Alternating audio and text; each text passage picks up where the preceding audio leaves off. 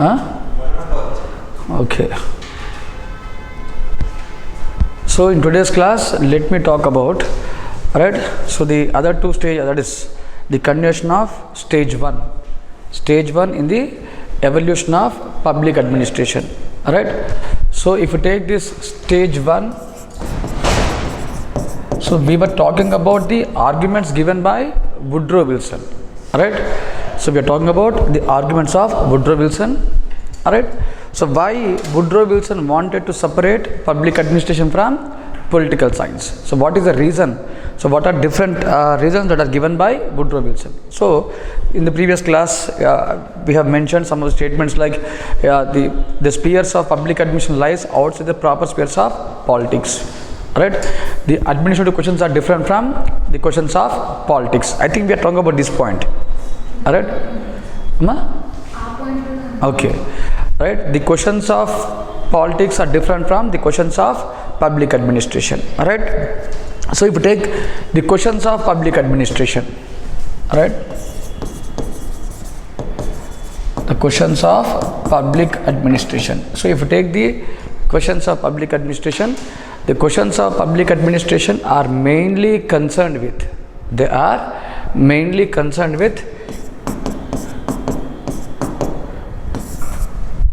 efficiency and economy, efficiency and effectiveness. It is efficiency and effectiveness in implementation of public policies. Alright. So how efficiently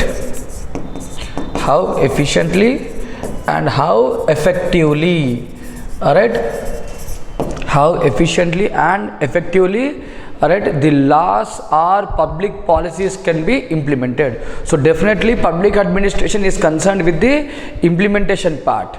Public administration is concerned with the executive branch of the government. So it is involved with implementation. The issue is how best, right, there can be implementation of public policies, right? So how effectively, how efficiently these policies can be implemented, right? That is what the questions of public administration. All right.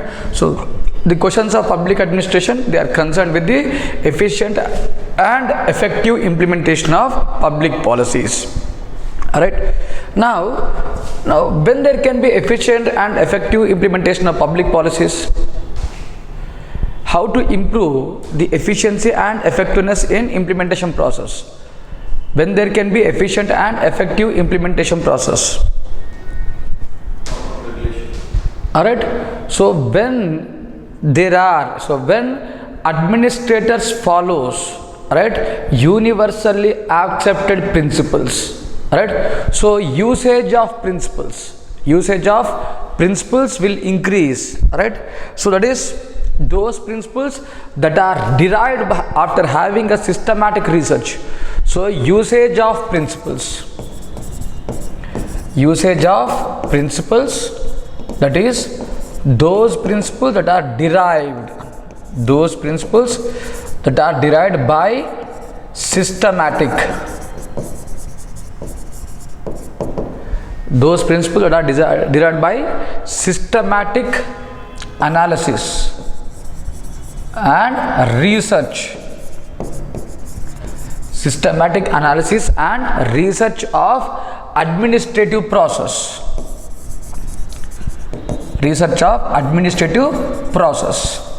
alright.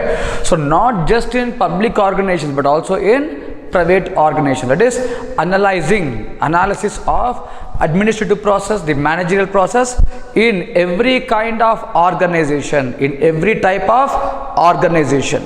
Alright. So that is how, alright, efficiency and effectiveness can be improved. So whenever we talk about efficiency and effectiveness in public administration, remember, whenever we talk about efficiency and effectiveness in public administration, definitely we should think about principles, right? So accepted principles, those principles that are derived by having systematic research and analysis of different administrative process. So different administrative process means administrative process in different types of organizations. Alright. So then implementing these principles, right, then using and implementing these principles will increase efficiency and effectiveness, right. So these are the questions of public administration according to Woodrow Wilson. So that is how best way, what is the best way of implementing public policies. So according to Woodrow Wilson, public administration is mainly concerned with the aspect of how. Public administration is mainly concerned with, it is mainly concerned with the aspect of how. So how best way these, what do you call, how best way this policies or administrative decisions can be implemented. So that is what being what do you call, concerned with public administration. So public administration is concerned with the aspect of how. If we take the questions of politics, so with what politics is concerned with? With what politics is concerned with? Alright. So politics is concerned with making of best policies. So what should be the policy? What should be the content of the policy? Alright. So that is, politics is mainly concerned with the policy issues. Right. So making of policies, the ideology behind the policies, to whom the policy should be made. Alright. So what kind of concession should be given? It is a headache of politics. Say for example, if today we in India, particularly if we take our state governments, today every section is being appeased. So we see different types of concessions, subsidies are being given by state governments. So state governments have come up with what you call a different policies which ensures free gifts to the society, freebies. So this is a big debate in India. Alright, providing of freebies or free gifts. So it is up to the government to decide. It is up to the government to decide whether to give the services at the free of cost or should they be charged. And if it is to be charged, to what extent it should be charged. So it is the government that will decide. It is the government that will decide to whom these programs should be made, to whom this policy should be made, and what kind of concession should be given. Alright. So it is the political decisions. Whatever decided by politics, it will be implemented by administration. The role of administration is only to implement of what is being decided by politics. Alright. So this is what about what you call the questions of politics and administration. So when you write answers, this is how you should think. Alright. So even what you call Woodrow Wilson says that, right, it is very easy to frame a constitution rather than running a constitution. Alright. So Woodrow Wilson says that it is very easy to frame a constitution, alright, but harder to run a constitution. So that is, most of the debates in the political system, it revolves around the nature of constitution. What should be the constitution? What should be the content of constitution? How a constitution should be? But no one gave importance to running of constitution or implementing the constitution. That is, how best a constitution can be implemented, how best a constitution can be run. Alright. So this is what the issue. So every nation, every political scientist, everybody, you take even the political scientists, the Greek political philosophers, or you take the Roman philosophers, or the English or the Indian political philosophers, everyone talked about nature of state. What should be the nature of state? Should it be a democratic one? Should it be an autocratic one? Should it be a monarchy? Should be a republic? So they debated on these issues. The role of king, the role of government, how should be the government, who should elect the government, alright. So what should be the principle of electing the government. So every time the debates centered around these elements. Every time the debates were about the nature of state and the constitution, but never there was a debate on how to implement it. If you are choosing democratic system, how to implement the democratic system, alright. So if you are saying that it is a republic system, so how to implement it? Alright, when you say that there should be people participation, now how to ensure people participation? How to make the people to participate in the political decision making process? Now who should take care of this? So there is no much debate. There is no much debate on this element of implementing the constitution. So everyone talked about nature of constitution and states, but there was no debate on implementation process. That is the reason why it is, though there are good constitutions, but alright, there were difficulties faced in implementing these constitutions. Alright, so these constitutions were not effectively implemented even though there is a good constitution. The reason is, we don't know how to implement it. We don't know the principles that should be used. We don't know the criteria that should be adopted, the parameters that should be adopted in implementing the constitution. Alright, so what is required is there should be enough research on this implementation process. Right, there should be enough research and there should be a particular criteria or parameters that should be brought out so that these parameters or criteria can be used in the implementation. This is one thing. Alright, so these are the reasons. So I can see, we can keep on saying about Woodrow Wilson, so it will be an endless debate.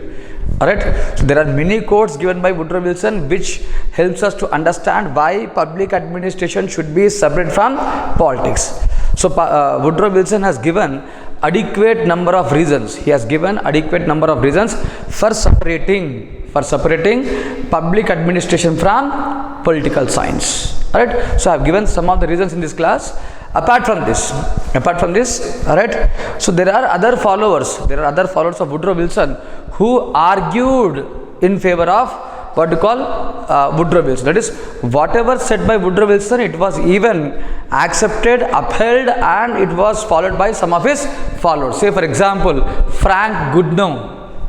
Alright, he wrote a book called as Politics and Administration. Frank Goodnow. Good plus now is equal to Goodnow. Alright, it is Frank Goodnow. So according to Frank Goodnow, alright, he clearly, alright, he says that politics are expressions of state will. That is, politics deals with the expression of state will, whereas administration is implementation of policies. Alright, so he says that according to Frank Goodnow, that politics is an expression of state will, whereas administration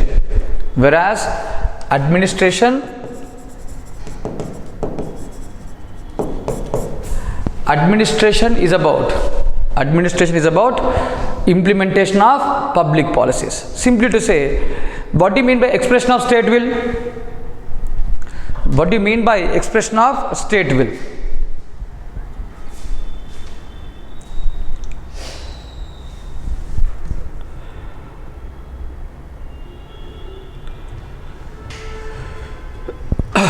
What do you mean by expression of state will?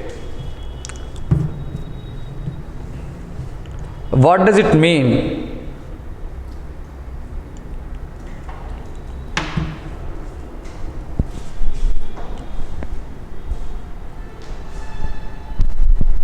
What does this mean? Expression of state will. Politics represents, right, what a nation wants, the needs of a nation. It expresses the needs of a nation. So when we talk about needs of nation, it means what? The needs, the demands, the wants of the society. That is what the people want, what the people of the nation want, what are the needs of the people, what are the demands of people. So it is simply needs, demands, interest of the people. So politics represents what we call the needs and demands of society. So these are represented and these are expressed in the form of, so these needs and demands are expressed, they are articulated in the form of public policies. That means what? Politics is mainly concerned with policy making. Simply to say it is, politics is mainly concerned with policy making. It is policy making. Alright. So policy making, and these policies in turn represents the needs of people. People's representatives have a responsibility. People's representatives have what you call responsibility of understanding. They have a responsibility of understanding what people need. They should know because they are elected by people. So they have a responsibility of understanding the needs and demands of people, and it is these people's representatives, right, who will articulate them, right, who are involved in making of public policy.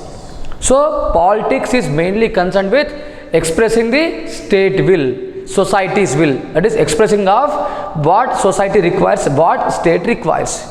So we require equality, we require justice, we require liberty. So these are the basic things that we see in our preamble. So in preamble we have the goals of equality, justice and liberty. Say for example, now who should promote this? Who should achieve these goals? Who should promote these goals? Who should work for these goals? Alright, it is the government of the day. Every step that government takes, every policy that government makes, it should be in this direction. It should be in the direction of achieving these goals. Alright, it should be in the direction of achieving these goals. Alright, so this is about what you call the politics is. Alright, so expression of state will, preamble of Indian Constitution, it expresses what this nation requires, what is this nation, and it is the government of the day which has the responsibility of fulfilling these. And now how it fulfills? Through its policy making, through its policies, through its decisions. Even if you take Article 37 of the Constitution, what does Article 37 says? DPSP act as fundamental law in the governance of the nation. That means, so it is this what you call goals, it is this equality, justice that will act as a fundamental law, that will guide the governments in its policy making. So here I am just giving the examples to make you understand. I am using polity in public administration. Alright, so politics is mainly concerned with policy making. Politics is concerned with policy making, whereas administration is concerned with implementation of policies. Again, when we talk about implementation, the major issues in implementation is, what are the main issues of implementation? How to implement. What should be the goal of implementation? Efficient and effective implementation. These are the two questions of implementation. So always remember these points. Alright. So public administration is concerned with the what you call efficient and effective implementation. Alright. Same thing is said by what you call L.D. White. Even according to L.D. White, in his book, The Study of Introduction to the Study of Public Administration. If you take the paper of Woodrow Wilson, it is Study of Administration. If you take the book of L.D. White, it is Introduction to the Study of Public Administration. It is Introduction to the Study of Public Administration. So in this book, right, which was written in 1927, in this book, which was written in, I think, have you written in words? Have you written in words? Words lo raskunnara? Which was written in 1927 ani? Leda? Ante atlanta talent ga untadi, flow lo koట్టుకోబోతాం కదా మనం. So it is a book written in 1927. Again he said the same thing. Right? Even in this book, L.D. White supported that. Even if you take the definition of L.D. White, what L.D. White said? Leonard D. White. Alright, how he defined public administration? He defined public administration as he called it as art of administration. Alright, art of administration. Then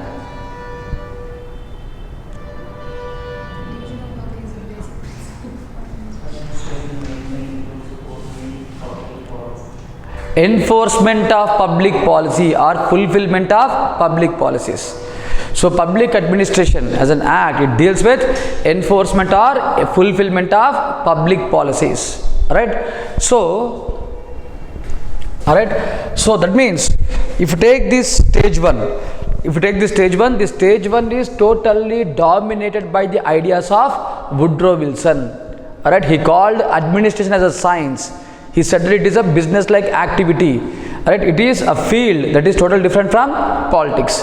It is a field which requires application of principles. So public administration is mainly concerned with efficiency and effectiveness in implementation.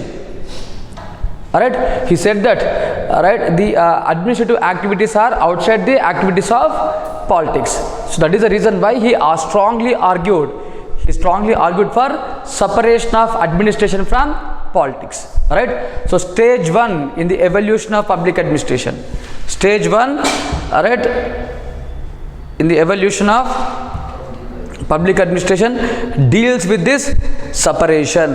Alright, deals with the separation of administration from politics. We call it as dichotomy. So because of the efforts of Woodrow Wilson, not only Woodrow Wilson, but even because of the efforts of other followers of Woodrow Wilson, public administration, and if you take this this contemporary period in America, alright, there is much what you call we should know the reason. We should know the history of America at this point of time. In the early 20th century, that is in the early 1900s, and the period between 1880s to 1920. To be frank to say, it is one of the turbulent periods in American history. All right. So now, why Woodrow Wilson wanted to separate? Remember, this separation of administration from politics is seen as a reform process. Right? It is seen as a reform process in America. Reform process in America because this period of 1880s, so almost from 1880 to 1910, right? It is a period of turbulence in America. So there was a high amount of unrest among the people. Alright? So high amount of unrest. Even in 1881, I am not sure, it may be in 1881, the American president was killed. He was assassinated. Right? In 1881, American president was assassinated. Alright? Because of growing unemployment. So one of the unemployed youth, he has shot dead this he has shot down the American president. So people were fighting for employment, they were fighting for food, they were fighting for housing. So there was highest amount of poverty. So the people were living in highly poverty conditions. Alright? So the government is not responding to the needs and demands of people. Actually, the government of the day has failed. It has failed to respond to the needs and demands of people. So there was growing unrest among the society. So they are demanding response from government, but governments are not responding. Alright, and remember, it is a period of industrial revolutions in America. Alright, in Europe as well as in America, so it is a period of industrial revolutions. Alright, so with the advent of modern machinery, what happened? The employment came down. Alright, so though there were labor force available, but the employment opportunities to this labor force, it is not adequate. Alright, so when there is no employment, there is no incomes, there is no food, there is nothing. So that means they are totally dependent on the governments for their survival. The American society in this time, at this point of time, they were totally dependent on American society and the American government for their survival. But what government was doing? So there was total ineffectiveness. There was total unresponsiveness from the government. So government was not adequately responding to the needs of society. So even not only the common people, the scholars of social sciences, even they were worried about the working of government. they started showing concern about the working of government. See, if you take Indian universities, so I find one difference between the American education institutions and Indian institutions, particularly the research institutions. Alright, if you go to America, right, American universities are also integrated with the government. Right, that means American universities undertake all the social issues, all the challenges faced by the government. Right, so universities are actively engaged in doing the research, and which acts as a framework for the government.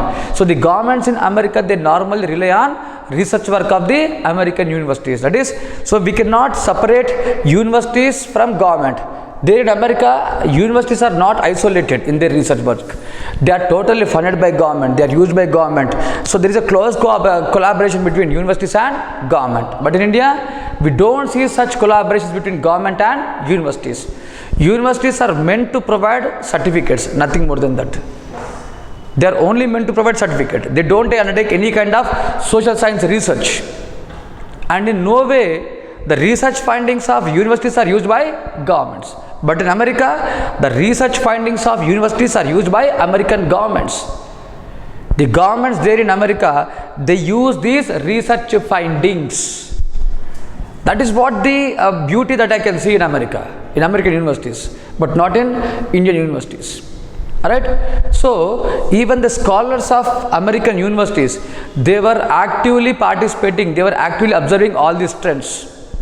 They were giving their comments, they were giving their what you call articulations. So in that process, as a part of this turbulence, as a part of response to the turbulence period, Woodrow Wilson has written an article. Alright, who is Woodrow Wilson? He even acted as former President of America, who got Peace Prize for his efforts in First World War. Woodrow Wilson was given the Nobel Peace Prize for his efforts in the First World War. Alright, so after seeing these conditions in American society, after seeing the unresponsiveness of American government, he wrote this article. So he clearly said that the reason for unresponsiveness of American government is total control of administration by politics. The reason for non-responsiveness of administration is because of this administration is being controlled.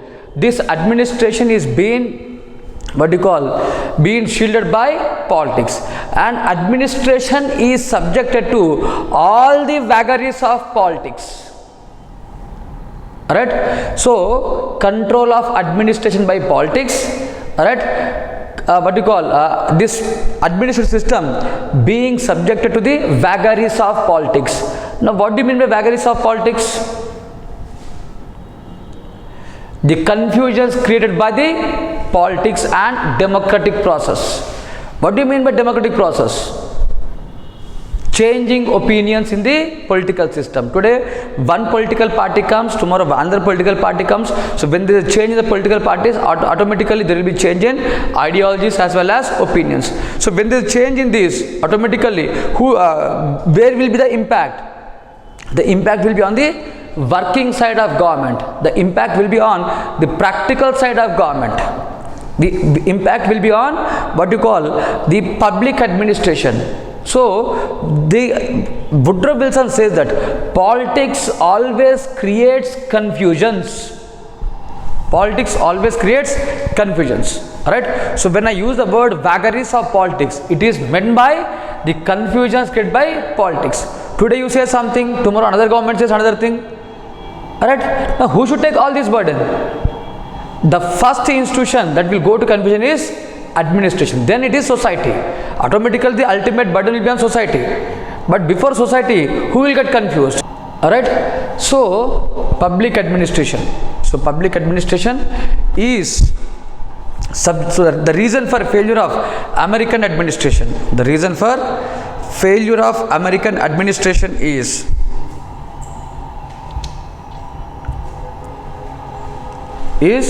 alright. So public administration being controlled by politics. So now to reform government, what is required? To make public administration more responsive to the needs of people, to make public administration more responsive to the society, what should be done?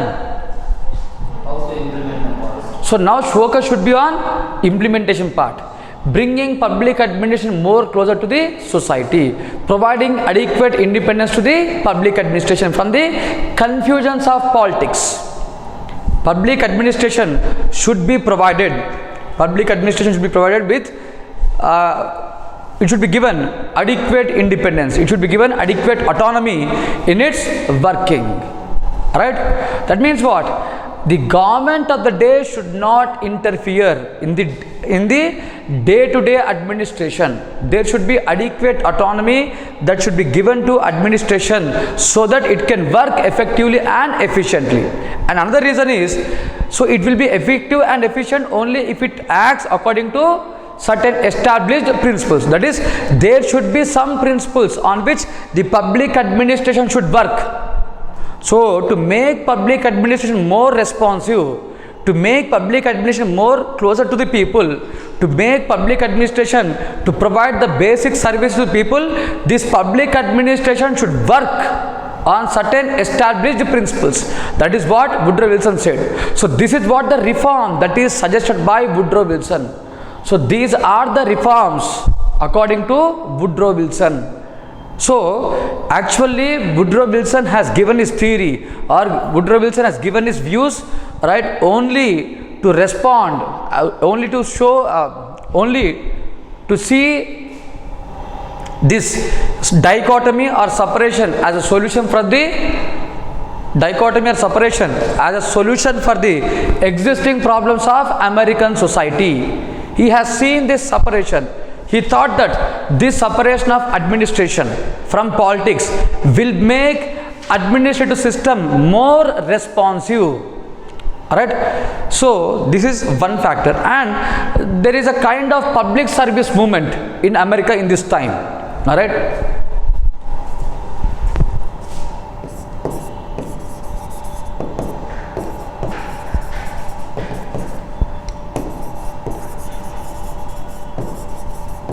There is a public service movement, right, in America by this time. So, what is this public service movement? Reforming the civil services. Alright. So, this is a movement that started after 1881. Alright. So, after killing of American president, alright, so there was much felt need of reforming the civil services. The first phase of civil services, alright, the first phase of civil service reforms in America, it got started from 1883. Pendleton Act was passed.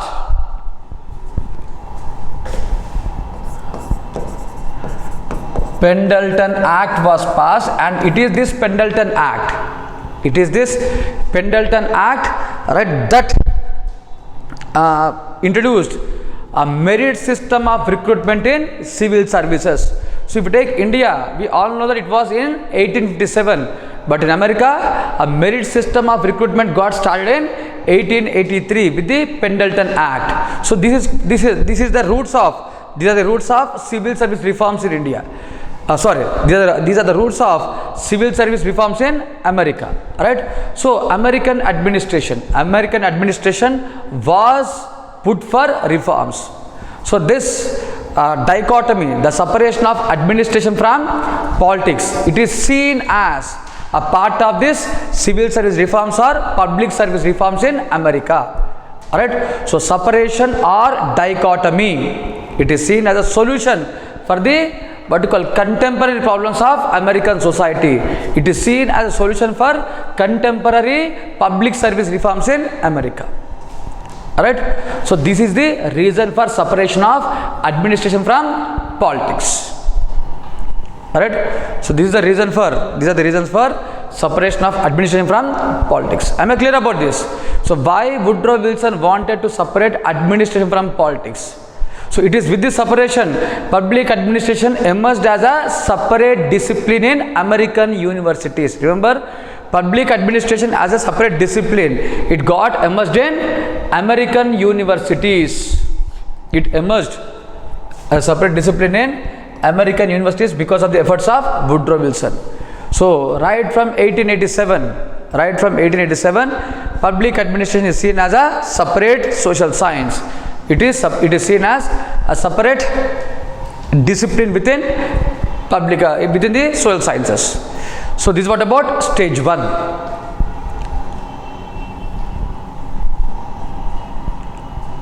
So this is about stage 1. So now coming to what we call stage 2. Stage 2 is a continuation of stage 1.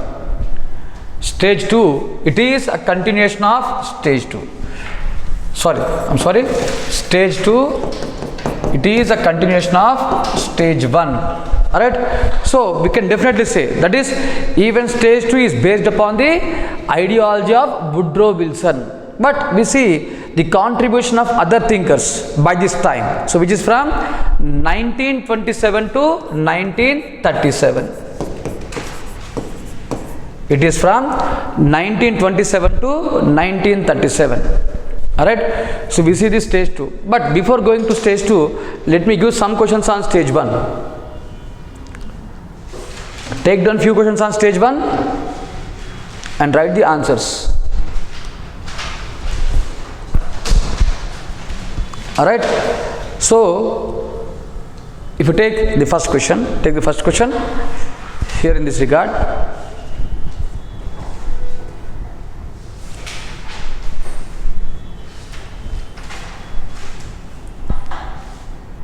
Politics has to do with expression of state will, the statement of good no. Alright. Politics has to do with expression of state will, whereas administration has to do with implementation of such state will. Public administration has to do with implementation of such state will. Implementation of such state will. Explain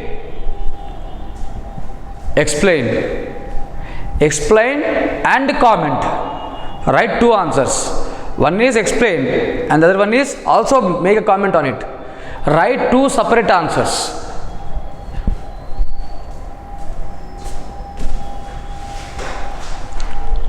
Alright, next question. The questions of politics. The questions of politics are different from the questions of administration. The questions of politics are different from the questions of public administration.